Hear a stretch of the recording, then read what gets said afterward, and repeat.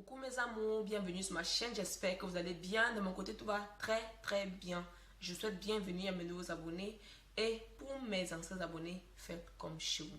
Alors aujourd'hui, nous allons parler de l'histoire du pasteur Paul Mukendi. Pour ceux qui ne sont pas sur la toile, on a arrêté le pasteur Paul Mukendi parce qu'il a abusé d'une jeune fille de 14 ans. Alors je suis allée sur sa page parce que c'est un pasteur vraiment que moi je suis.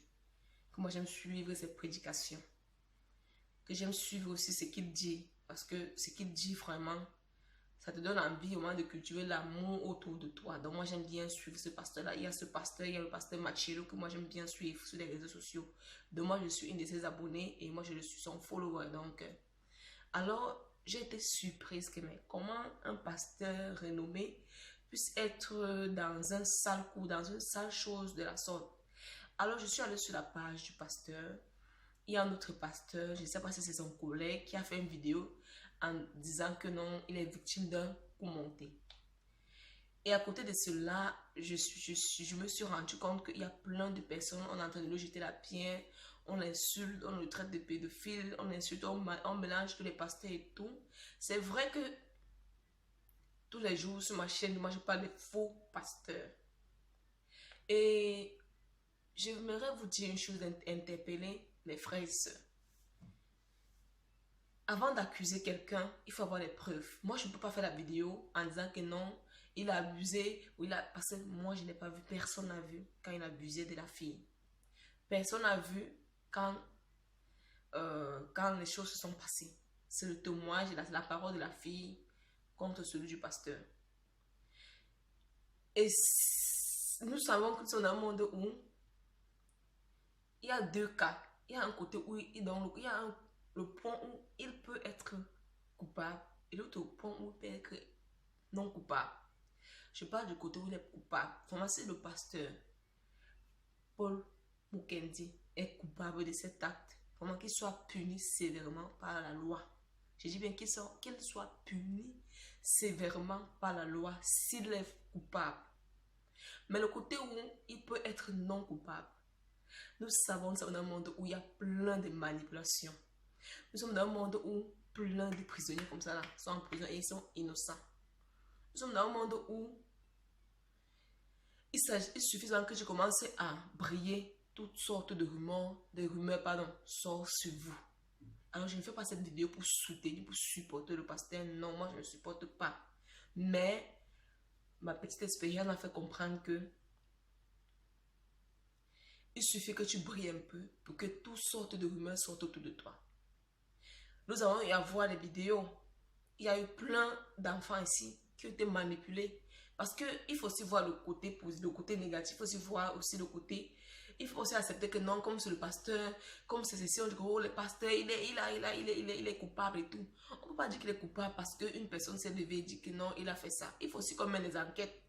On a vraiment mené les enquêtes et que la lumière vraiment de Dieu, comme vraiment c'est un homme de Dieu, vraiment que Dieu vient vraiment établir vraiment la vérité sur cette affaire. Et alors arrêtons de l'insulter, de lui lancer des paroles parce que les vérités là, il y a encore les vérités à dire. Nous sommes ici en Europe. On a vu plein de parents. On a vu des enfants qui ont été manipulés par leurs parents, par leur entourage même. Dernièrement, j'ai vu un documentaire où il y a un père qui a fait presque 20 ans en prison parce que sa fille, donc ayant divorcé son père, la mère a pris sa fille.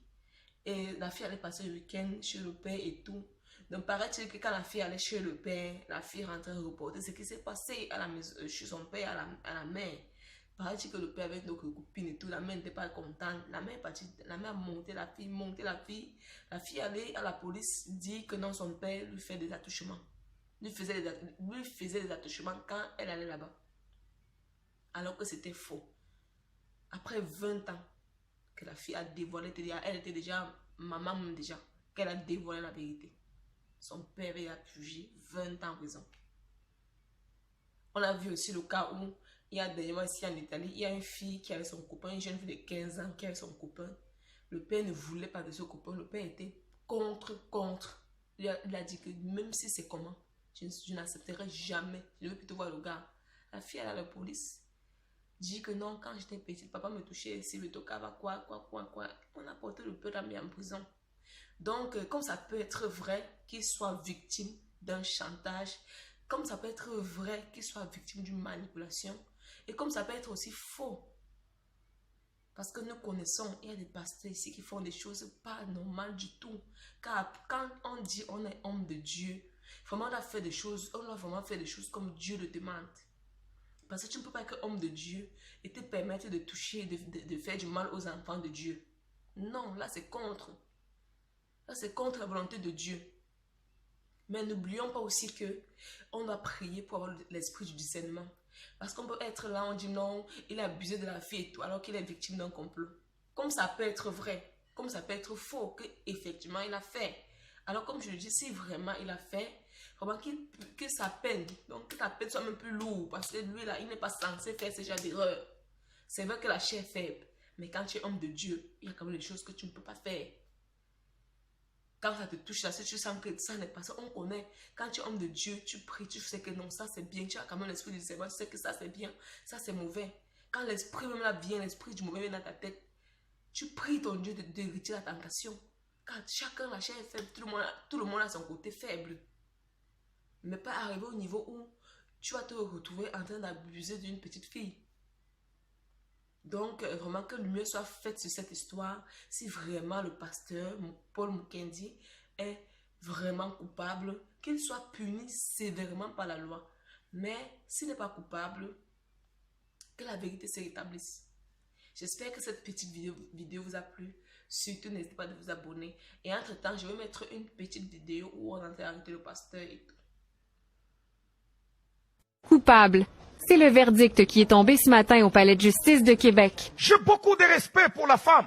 9 chefs d'accusation pesaient contre le pasteur Paul Mukendi, dont agression sexuelle, voies de fait et menaces de mort. Un soulagement immense pour la victime. Évidemment, on est très satisfait du verdict. On est surtout satisfait pour la victime au dossier pour laquelle le processus de dénonciation a été long, a été ardu. Donc, pour elle, d'être enfin crue, c'est évidemment là, une grande satisfaction. C'est un immense soulagement d'être crue. Elle a eu la tête haute durant tout le procès.